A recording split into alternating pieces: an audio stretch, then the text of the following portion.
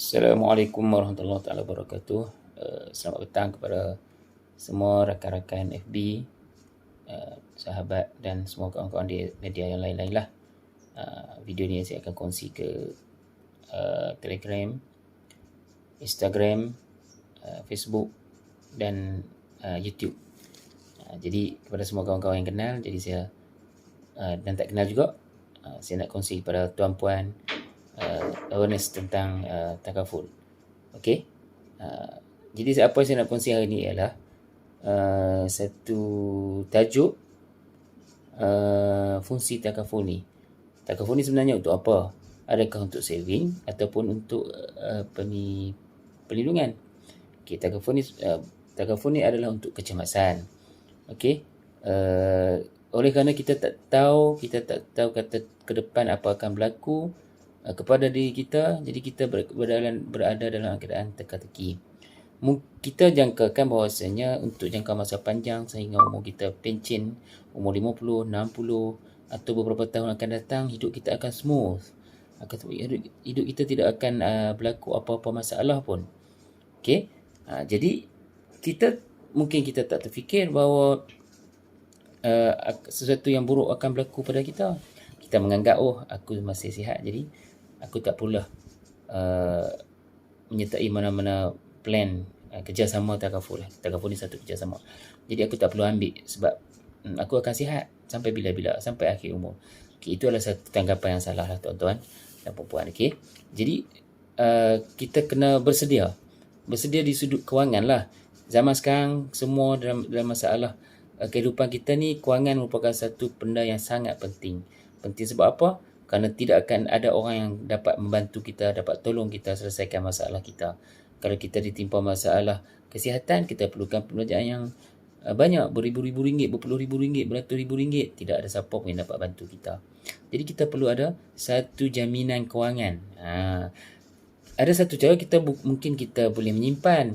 Tetapi setakat hari ini, berapa puluh ribu dah, berapa ratus ribu dah kita menyimpan.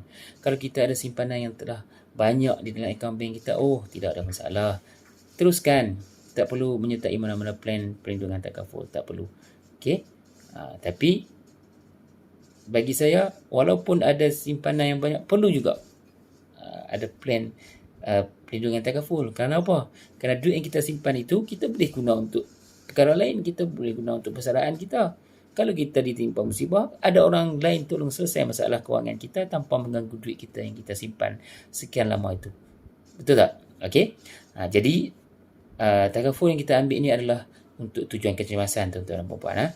Kecemasan apabila berlaku sesuatu yang kita tidak jangka, kita memulakan duit yang banyak, maka pihak takaful lah akan membantu kita. Pada masa tu baru kita percaya bahawasanya takaful ini satu plan yang sangat baik untuk diri kita dan keluarga kita. Okey. Jadi takaful yang kita ambil ni, tuan-puan jangan risau. Kalau kita masih dalam sihat, kita tak claim apa-apa, kita takkan rugi. Kita tak rugi sebab kita dalam sepanjang kita menyumbang mencarum setiap bulan tu, membayar setiap bulan, beri potongan gaji ataupun setiap tahun, itu merupakan satu sumbangan. Sebahagian daripada duit kita tu disumbang kepada tabung kebajikan. Pihak takaful ini bertindak sebagai pengurus dana untuk diagih-agihkan kepada orang yang memerlukan. Okey, siapa yang ditimpa musibah, dia akan diberikan papasan. Macam tu lah. Okey. Jadi, apabila kita dalam kecemasan ni macam mana? Kemalangan, ditimpa sakit kritikal, terpaksa ambil MC, masuk hospital, masuk ward dan sebagainya. Pada masa ni, kita dalam keadaan kecemasan. Kalau kata kita nak bersalin, nak bersunat, nak perbaiki gigi, itu bukan kecemasan. Itu perkara normal, fitrah. Jadi pihak takaful tidak akan membayar lah. Okey, jadi apabila kita ditimpa musibah yang tidak kita jangka, itu dinama kecemasan, dan pada masa inilah takaful itu berfungsi. Okey, jadi kita kena setting mindset kita bahawasanya kita ambil takaful ni waktu kita ditimpa musibah. Hari ni saya baca satu berita, satu iklan di Facebook ingin menjual rumah harga beratus ribu, dijual dengan bawah harga pasaran. Saya tak tahu itu masalah apa. Tapi kadang-kadang mungkin disebabkan masalah kewangan untuk rawatan dan sebagainya, ataupun untuk bayar hutang, wallahu alam. Tapi ada juga yang berlaku menjual aset harta rumah di bawah harga pasaran kerana nak guna duit segera. Okey. Tapi bila kita ada takaful, okey, no problem. Duit kita dah tersedia.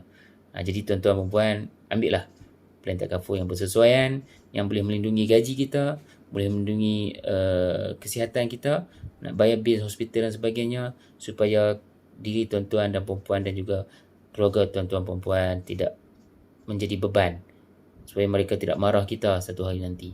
Okey, terutamanya kepada keluarga kita perlu sediakan plan kecemasan apabila kita meninggal. Keluarga kita akan ada pampasan 1 juta, 2 juta dan sebagainya. Jadi inilah satu instrumen kewangan yang sangat sesuai untuk kita. Semak balik plan takaful yang kita ada tu, adakah kita telah membayar lebih tetapi perlindungannya sedikit? Okey, adakah kita plan kita ambil tu tidak dapat menampung keperluan kewangan kita di masa depan? Jadi boleh semak semulalah cari ejen-ejen yang bertauliah ataupun yang boleh kita harapkan. Semak balik. Sebab kadang-kadang takaful yang kita ambil tu, kita bayar mahal tetapi perlindungan tak seberapa. Okey, sekarang ni plan perlindungan banyak yang murah-murah. Orang sakit pun boleh ambil. Plan hibah untuk orang sakit pun dah ada. Jadi buka mata dan bersedia daripada awal. Kerana pada waktu kita ditimpa musibah, kecemasan, pada masa tu baru kita nak sertai plan takaful, memang akan ditolak mentah-mentah. Kita akan ketinggalan. Namun begitu, orang yang sakit sekarang ni boleh ambil plan hibah. Tapi plan sakit kritikal dan sebagainya yang lain ni tidak telah ambil lah. Tapi okey lah. Dia masih belum terlepas kapal terbang. Balik masih belum terlepas kereta api. Masih belum terlepas kapal laut feri kan. Masih boleh berpaut. Boleh bergerak. Tak apa, tak ada masalah. Berbanding dengan orang lain dah ketinggalan, memang susah nak ambil lah. Jadi ambil kesempatan ini. Bila kita ada kemampuan, walaupun orang yang dah sakit tu, dia hanya melindungi hibah sahaja, tidak melindungi sakit kritikal, ambil juga. Sebab itu adalah sebagai langkah terakhir kita, yang terakhir, peluang terakhir untuk kita sediakan dana hibah kepada keluarga kita apabila kita tiada satu hari nanti.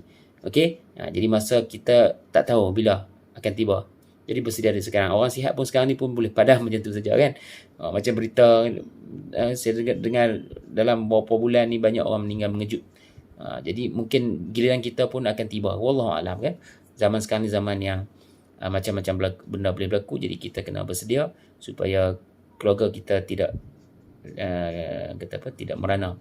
Terutamanya bila kita meninggalkan hutang, lagi susah. Keluarga kita akan menyumpah saranah kita. Patutnya kita tinggalkan harta, tiba-tiba kita tinggalkan hutang. Okey, itu saja perkongsian saya pada petang ni. Semoga ia bermanfaat kepada tuan-tuan dan puan-puan. Jadi berfikirlah semua satu benda yang boleh memberi manfaat dan kita sebar-sebarkan kepada orang lain juga. Wabillahi taufiq hidayah. Assalamualaikum warahmatullahi taala wabarakatuh.